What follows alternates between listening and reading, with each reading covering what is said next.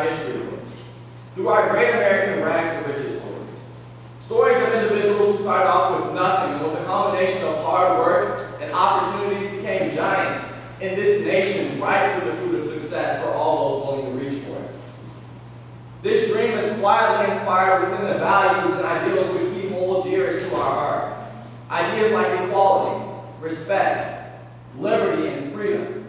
These ideas which became a brand for who we are fundamentally. And yet it seems that some of my generation live in a nightmare of ignorance pertaining to the blessings that this land has to offer. And this nightmare is blatantly apparent every single day when we're asked to say the pledge to our flag, a simple testament that we love and appreciate our nation. But just glance into my second period.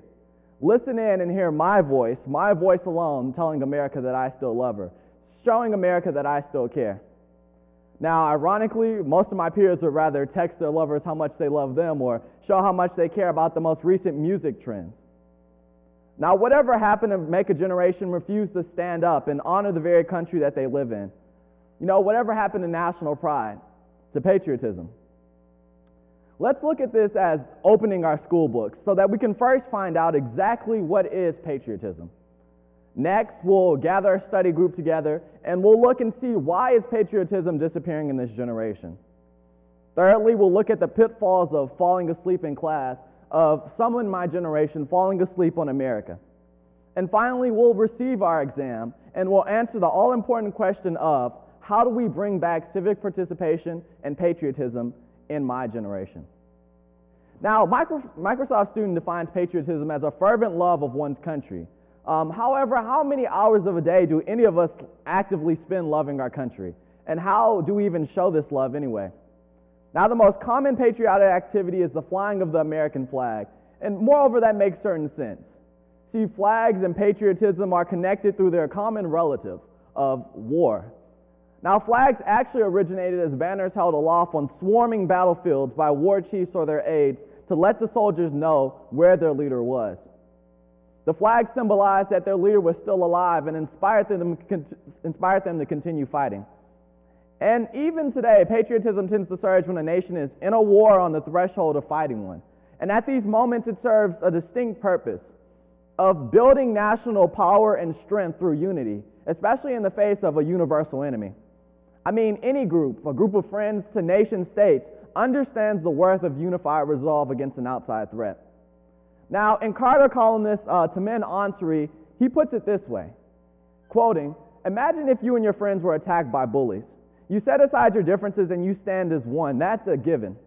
If these bullies single you out for harassment, you expect your friends to jump in and help you. Now, if your friends stood on the side and said, you know, we're not going to side with you blindly. We need more facts. Maybe these bullies have a point. You would feel pretty betrayed." And moreover, he goes on to write that he believes that patriotism is this normal human sentiment writ large. That by saying, "I love my country," is a way of saying that I'm an American, and any American in trouble is my friend. By us flying the flag, we're saying that we're all a part of this one big group, and woe to anyone who bothers or attacks us. Flags, they build our patriotic unity by showing our solidarity, but our strength at the same time. Now, as I began, writing this speech, I did a little bit of research, and from the back hallways to the locker rooms of my school, I was pleasantly surprised to find out that most of my peers didn't see national events in their top priorities. But a Newsweek survey shows that this isn't an isolated trend. When it comes to history, current events, and culture, the United States is a dunce-cap nation. Now, I'm going to warn you before I say this, these can be some disturbing results. Now, more Americans could identify the most recent winner of American Idol than could tell, who was the Chief Justice of the Supreme Court. The survey also showed that only 40% of Americans answered correctly when posed the question, who was the first Republican president? Who was Abraham Lincoln? And finally, only 38% of Americans answered correctly when asked of what country was Mahmoud Ahmadinejad the leader of. And I think I might have heard my dad mumble Iran.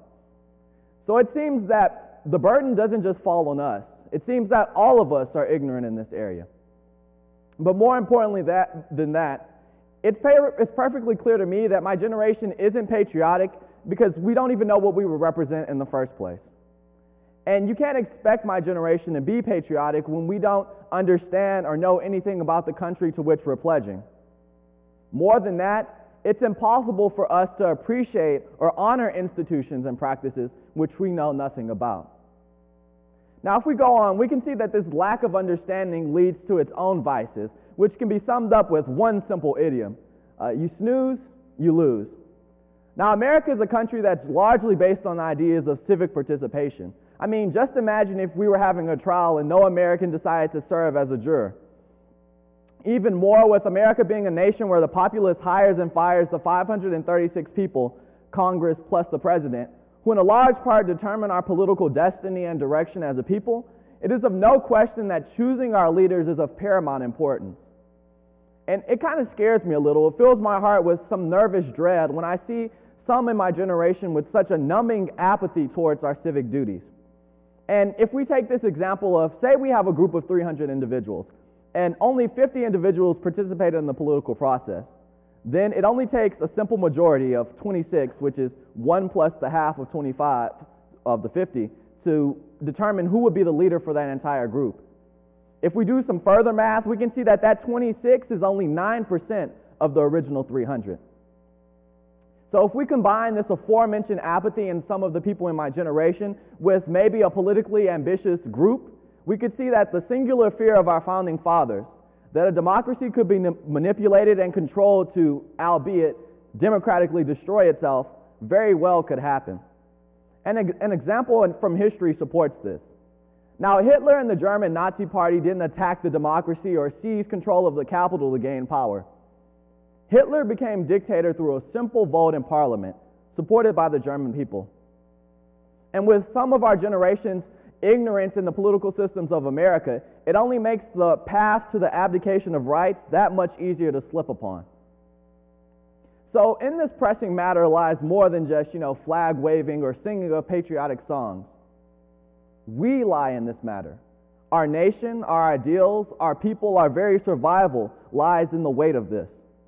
And if we, the youth, my generation, doesn't wake up, we could very well see that the republic that we slept on has been stolen from right under us. So naturally, after hearing all this scary and sobering news, the question that's hopefully on all of our minds is, how do we fix this problem?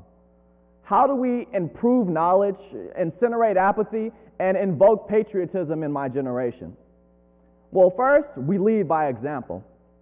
Now, although all of us cannot be, Occupy Wall Street and Zuccotti Park or become lobbyists, simple acts will get the message across. In the next election, go out there and vote.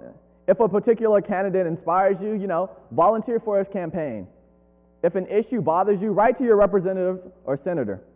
And finally, if you see a serviceman or woman in public in uniform, quietly walk over there and thank them for their service to our country. And it's these simple acts which will go a far way for not only our future populace, but for our people in America right now. But more than that, we answer this question by staying true to ourselves.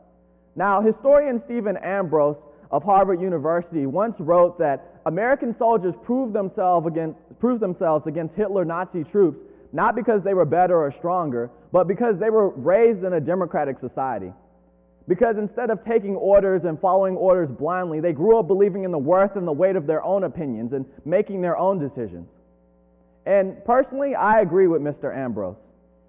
Anything that's a patriotic act is something that strengthens or protects our key democratic institutions. And in these institutions lies the strength of America. So truly, patriotism is protecting and invoking our rights and using the abilities that we have, notably freedom of speech. Now, critics who speak out against America and how it falls short of its ideals and goals aren't necessarily being un-American or hating America. Truly, they're doing the necessary American work. And if they happen to be wrong, then the American belief is that in truth holds power. And if they are wrong, then their words will pass away and fade into history. So it's with this, by not only protecting our nation, but educating our youth, and ultimately staying true to ourselves, that we answer the test that has been presented to every generation in America. By doing this, we protect America and what we value most: the ability to speak out, the ability to go where we want to go, and more importantly, the brand that we represent. The number one, freedom, responsibility, respect, equality. By doing all these things, we are protecting who we are fundamentally. By doing these things, we're standing up in second period instead of sitting down like the others. Thank you.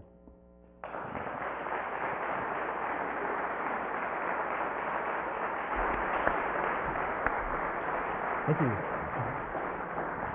Question time? Sure. What do you think the reason is for this apathy? You speak of the apathy of people of your generation. What do you think the cause is? Why don't they care? Well, I don't think that it's willful apathy. I don't think that any kid sits down in second period, it's like, I'm not going to stand up for the pledge. I think that really it's just we simply forgot. And sometimes you need to be reminded of what's important. I mean, our parents do it all the time. They remind us sometimes when we get off track that, hey, you have to stay focused in school and everything else. And I'm simply acting as, well, not as a parent, but acting as someone who's reminding us all. Interesting, okay. All right. You have a number of artifacts, correct? Oh, yeah. I actually brought two. Of course, I brought an American flag, woo! And I brought a gavel. And I'm a debater, and I participated in this event called, thanks for the support out there. I participate in this event called Student Congress. And basically, it's like what it sounds. A bunch of kids, we go into a room, and we argue like we're Republicans and Democrats.